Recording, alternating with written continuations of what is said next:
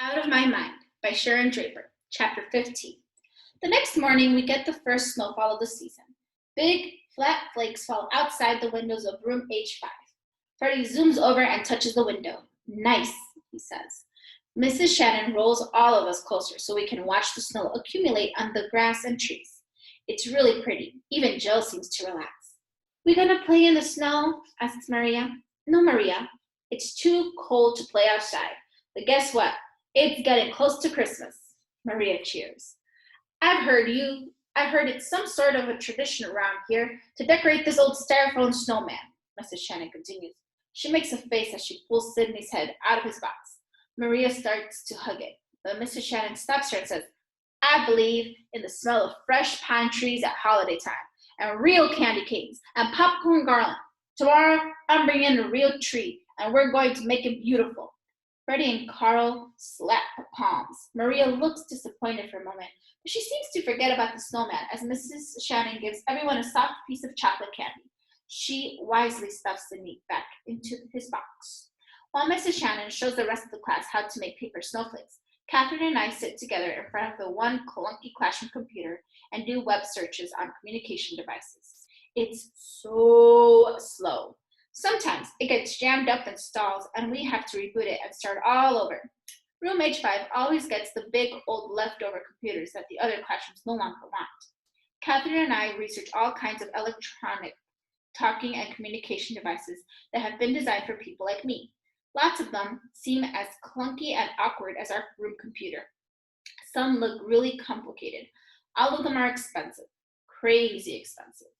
Some of the websites don't even list the prices, like they're afraid to specify how much the thing costs.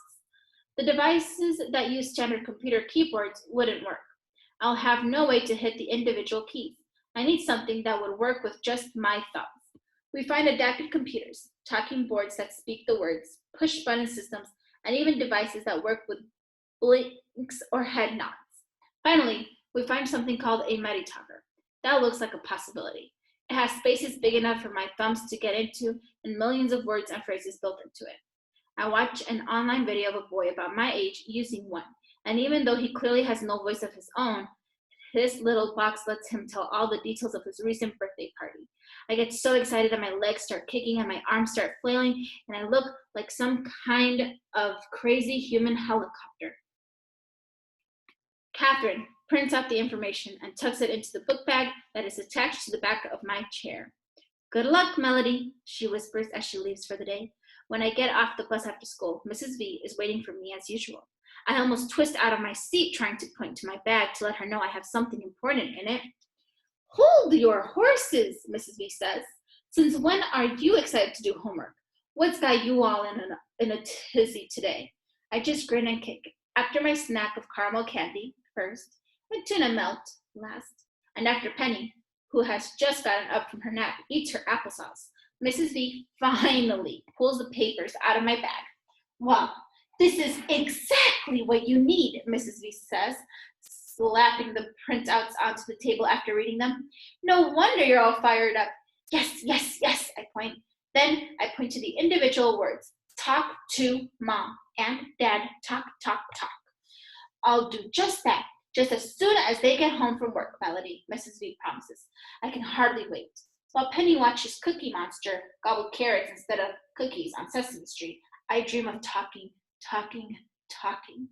When Mom picks us up, Mrs. V, true to her word, not only shows Mom the printout, but even has her computer already set to the webpage where the Meditalker is advertised and sold.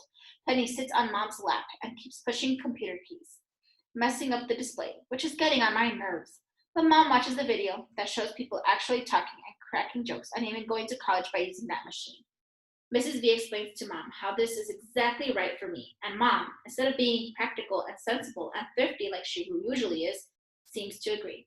Looks like insurance will cover about half the cost, she muses as she navigates the website.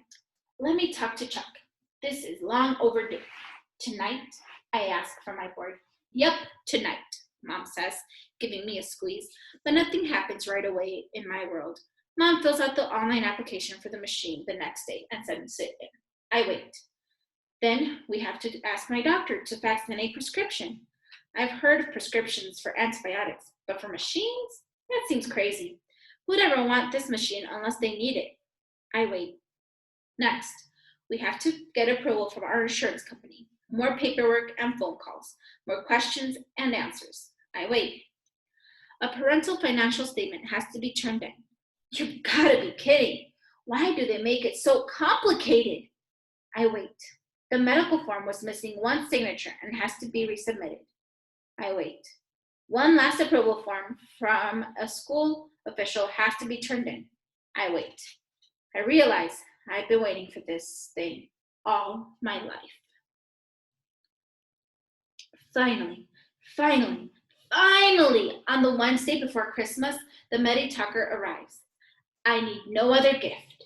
When I get home from school, Mrs. V tells me that she hurried to my house when she saw the UPS truck pulling up in our driveway. She signed for the package and brought it to our house for safekeeping. The huge brown box sits there taped and secure, and it is addressed to me. I wiggled and squealed and insist we open it right away. I can feel one of my tornadoes coming. Static City, here I come. Calm down, Mellow Yellow, Mrs. V says, placing a hand on my shoulder, but I can't relax. Open, open, open, I tap. Well, your mom knew you'd be impatient, Mrs. V says, so when I called her to say it arrived, she told me it was okay for us to open it. I feel like I'm going to have a heart attack watching Mrs. V carefully open the edge of the box. She lets me pull at the brown paper inside. Then, under about a mile of bubble wrap, there it is, the Meditaker. Smaller than I expected. It's only the size of my wheelchair tray. But it's sleek and shiny and cool to the touch. It is like a butterfly ready to unfold its wings. Boy, oh boy, I can't wait to try it. Mrs. V plugs it into a wall outlet to charge the battery, then pulls out the huge booklet of instructions. Whew, she says. This will take a year to read and understand. She flops down in a soft, easy chair with Penny on her lap and begins to read. And I begin to wait, and wait, and wait. Finally, when I just know I'm going to explode, I wheel over to the table where the Meditaker sits. I've seen the kids at school play video games they've never seen before, and I've seen them program their phones and computers without touching a book of instructions. So I take my right thumb and push the on button. The board whirls and glows, and then a welcome message appears on the screen. I push another button, and a voice that sounds like an Englishman with a really bad head cold blurts out, "Welcome to Meditaker." Mrs. V jumps up from the couch. I shriek with joy. It looks like you're way ahead of me, Melody. Not that I'm surprised. She sets Penny down. Now let's see what this machine can do. I feel like Christopher Columbus bumping into America. It had been there all the time, but he was the first one from his world to find it. I wondered if his heart had beat as fast as mine is. We quickly discovered that the Meditaker has more than a dozen levels, all easily reached with just one button. So on level 1, we programmed in the names of everyone I know, my name, all the members of my family, kids and teachers at school, my doctors, the neighbors, my parents' friends, and of course, Mrs. V. On the second level, she insists we add all the vocabulary words we've been collecting on our multicolored 3 by 5 inch flashcards. Type, save, type, save, type, save.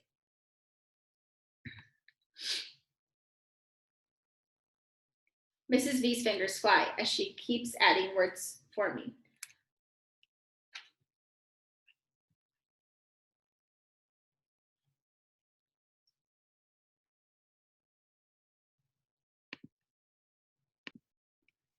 Lots of our vocabulary words are already in the machine's memory, but she gives me more.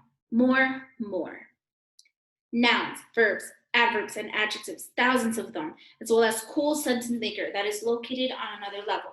We can prepare hundreds of phrases and sentences and get to them with just a touch. Have you heard their latest song? That's what's up. How did you do on the spelling test? Ordinary words, normal conversations. I've never had that. Awesome. Another level is for numbers and even computations. I'll be able to do math now. Maybe I won't tell the teachers about that one.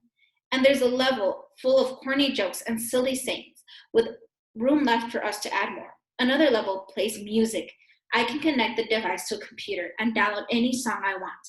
I can't wait to search iTunes. Maybe I can ask Rose which songs are hot. Rose! I can actually talk to Rose now. We stopped programming after a while. Penny needs to be changed. I kept occupied, but I'm much too excited to rest.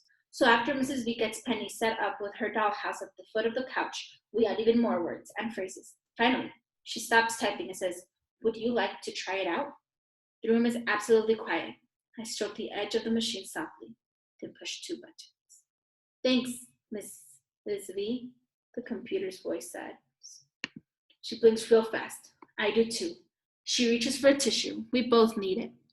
Mrs. V tucks the tissue into her pocket, then begins reading again from the instruction manual. "Hey, listen to this," she says. "With that connector cord, you can also save longer things you want to write, like stories or poems, on the computer." "Wow," the machine says. Mrs. V nods in agreement. "This is going to be fun, but you're going to need lots of practice to make it say what you want, kid." She's right. Many levels have been left blank for users to input their own information. Words, sentences, phone numbers, even pictures.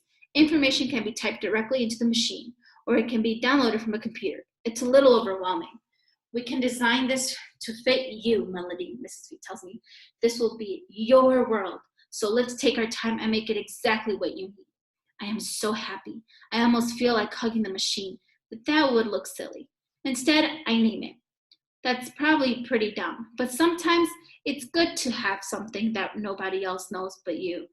I'm not going to type the name into the machine because it's personal, but in my mind, I'm going to call the talker Elvira, after that song I like.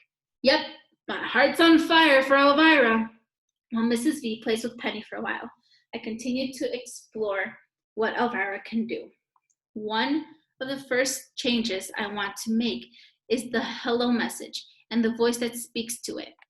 The computer produces greeting sounds really fake, but the machine offers several female voices to choose from, as well as a bunch of different languages. I picked a voice called Tish.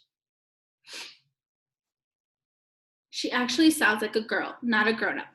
She wouldn't mind sounding like her. I wouldn't mind sounding like her if I could talk. "Bienvenue," Trish says in French.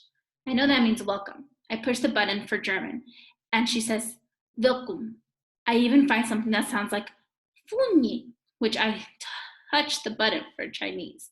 When I touch the button for Chinese, I stop for a minute and stare at the board. It has never occurred to me that there are kids like me in Germany and China and France who need a machine to help them talk. Mrs. V returns to me and helps me change the original welcome message from the very mechanical sounding "Welcome to Meditaker" to Tish's voice saying, "Hi, I'm Melody. Talk to me." I can't wait to take it to school and introduce my new computer to everybody there. I wonder what Rose will say. By now, both Mom and Dad have called to check on how we're doing, but how much progress we've made. They're both anxious to get here and see the device for themselves. So while we wait, Mrs. V suggests that we just keep programming it, adding more and more. She thinks I should practice using it for a couple of weeks before taking it to school.